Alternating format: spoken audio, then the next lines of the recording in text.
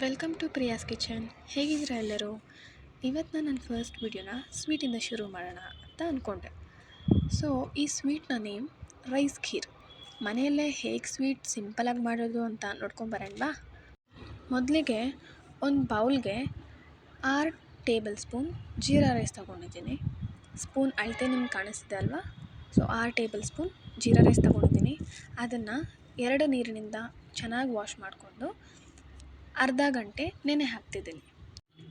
Next ನಾನಿಲ್ಲಿ 1.5 litre dairy ಹಾಲು ತೊಗೊಂಡಿದ್ದೀನಿ. ಸೊ ನೀವು ಯಾವುದೇ ರೀತಿಯಾದ ಹಾಲು ಬೇಕಾದರೂ ಬಳಸ್ಬೋದು. ಈಗ ಹಾಲನ್ನು ನಾವು ಕುದೀಲಿಕ್ಕೆ ಇಡೋಣ. ಅಷ್ಟರಲ್ಲಿ ನಮ್ಗೆ ಏನೇನು ಐಟಮ್ಸ್ ಬೇಕು ಅಂತ ನೋಡ್ಕೊಂಬರೋಣ. ಮೊದಲಿಗೆ ನಮಗೆ ಬೇಕಾಗಿರೋ ಐಟಮ್ಸ್: ಮಿಲ್ಕ್ ಮೇಡ್ 200 ಗ್ರಾಮ್, ತುಪ್ಪ 4ರಿಂದ 5 ಚಮಚ, ದ್ರಾಕ್ಷಿ 15, ಕ್ಯಾಶ್ಯೂ ನಟ್ಸ್ ಒಂದು 15, ಪಿಸ್ತಾಚೋ ಒಂದು 15, ಚಿರೋಂಜಿ ಸೀಡ್ಸ್ ಒಂದು 25 ಗ್ರಾಮ್ಸ್. ಇಲ್ಲಿ ನೀವು ಬಾದಾಮು ಯೂಸ್ ಮಾಡ್ಬೋದು. ಸ್ವೀಟ್ಲೆಸ್ ಕೋವಾ ಒಂದು 100 ಗ್ರಾಮ್ ತೊಗೊಂಡಿದ್ದೀನಿ ನಾನಿಲ್ಲಿ. ಶುಗರ್ 100 ಗ್ರಾಮ್ ತೊಗೊಂಡಿದ್ದೀನಿ. ಸೊ ಈಗ ಹಾಲು ಕುದಿ ಬಂದಿದೆ. ಈಗ ಇದಕ್ಕೆ ನಾವು ನೆನೆ ಹಾಕಿರುವ ಅಕ್ಕಿನ ಹಾಕೋಣ. ಅಕ್ಕಿಯಲ್ಲಿರುವ ನೀರೆಲ್ಲ ಸೋಸಿ ಇದಕ್ಕೆ ಹಾಕೋಣ. ಈಗ ಅಕ್ಕಿ ಚೆನ್ನಾಗಿ ಬೇಯಬೇಕು. ಚೆನ್ನಾಗಿ ಆದಮೇಲೆ ನಾವು ಒಂದೊಂದಾಗಿ ಇದಕ್ಕೆ ಇಂಗ್ರೀಡಿಯೆಂಟ್ಸ್ನ ಆ್ಯಡ್ ಮಾಡ್ತಾ ಬರೋಣ. ಈಗ ಇದು ಬೇಯ್ತಾ ಇರಲಿ. ನಾವೀಗ ಡ್ರೈ ಫ್ರೂಟ್ಸ್ನ ಸ್ವಲ್ಪ ಘೀನಲ್ಲಿ ರೋಸ್ಟ್ ಮಾಡ್ಕೊಂಡು ಬರೋಣ. ಒಂದು ಪಾತ್ರೆಗೆ 4ರಿಂದ 5 ಚಮಚ ತುಪ್ಪನ ಆ್ಯಡ್ ಮಾಡ್ಕೊತಿದ್ದೀನಿ. ಇದು ಚೆನ್ನಾಗಿ ಬಿಸಿ ಆಗಲಿ. ಬಿಸಿ ಆದಮೇಲೆ ನಾವಿಲ್ಲಿ ಕಟ್ ಮಾಡ್ಕೊಂಡಿಟ್ಟಿರೋ ಅಂತಹ ಗೋಡಂಬಿನ ಹಾಕ್ತಾಯಿದ್ದೀವಿ. ಇದು ಒಂದು 4 to 5 ಸೆಕೆಂಡ್ಸ್ ಚೆನ್ನಾಗಿ ಆ ತುಪ್ಪದಲ್ಲೇ ಫ್ರೈ ಮಾಡ್ಕೊಳ್ಳೋಣ.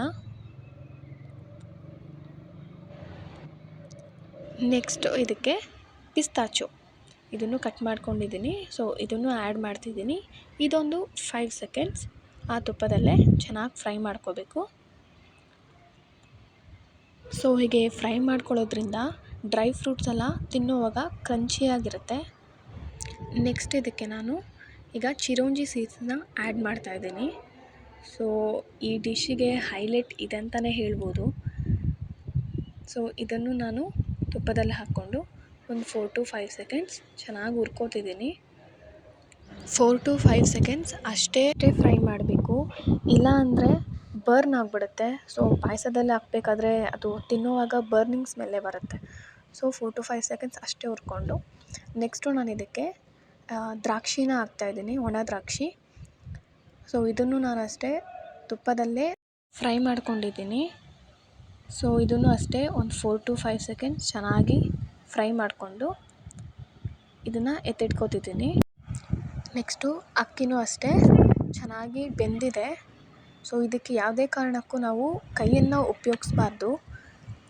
ಸೊ ಅಕ್ಕಿ ಬೆಂದಿದೆಯಾ ನೋಡೋದಕ್ಕೆ ಒಂದು ಸ್ಪೂನ್ ಸಹಾಯದಿಂದ ನೋಡ್ಬೋದು. ನೆಕ್ಸ್ಟ್ ನಾನು ಇದಕ್ಕೆ ಮಿಲ್ಕ್ ಮೇಡ್ ಹಾಕ್ತಿದ್ದೀನಿ. ಅದಾದಮೇಲೆ ಶುಗರ್, ಸ್ವೀಟ್ ಜಾಸ್ತಿ ಬೇಕು ಅನ್ನೋರು ಶುಗರ್ ಸ್ವಲ್ಪ ಎಕ್ಸ್ಟ್ರಾ ಹಾಕ್ಕೋಬೋದು. ನೆಕ್ಸ್ಟ್ ನಾನು ಇದಕ್ಕೆ ಏಲಕ್ಕಿ ಪೌಡರ್ ಅದನ್ನು ಹಾಕ್ತಾಯಿದ್ದೀನಿ. ಚೆನ್ನಾಗಿ ಒಮ್ಮೆ ಮಿಕ್ಸ್ ಮಾಡಿಕೊಂಡು ಸಕ್ಕರೆ ಕರಗೋವರೆಗೂ ಅದನ್ನು ಕುದಿಯೋದಕ್ಕೆ ಬಿಡಬೇಕು. ಸೊ ಇದು ಚೆನ್ನಾಗಿ ಕುದಿ ಬರ್ತಾ ಉಂಟು. ಇದು ಆದಮೇಲೆ ನಾವು ಫ್ರೈ ಮಾಡಿಕೊಂಡು ಇಟ್ಕೊಂಡಿರುವಂತಹ ಡ್ರೈ ಫ್ರೂಟ್ಸ್ನ ಇದಕ್ಕೆ ಆ್ಯಡ್ ಮಾಡೋಣ. ನೆಕ್ಸ್ಟು ಕೋವಾ ಇದನ್ನು ಹಾಕ್ತಾಯಿದ್ದೀನಿ. ಕೋವಾ ಈಗ ಚೆನ್ನಾಗಿ ಕರಗಬೇಕು. ಅಲ್ಲಿವರೆಗೂ ನಾವು ಇದನ್ನು ಮಿಕ್ಸ್ ಮಾಡಿಕೊಂಡು ಕುದೀಲಿಕ್ಕೆ ಬಿಡುವ.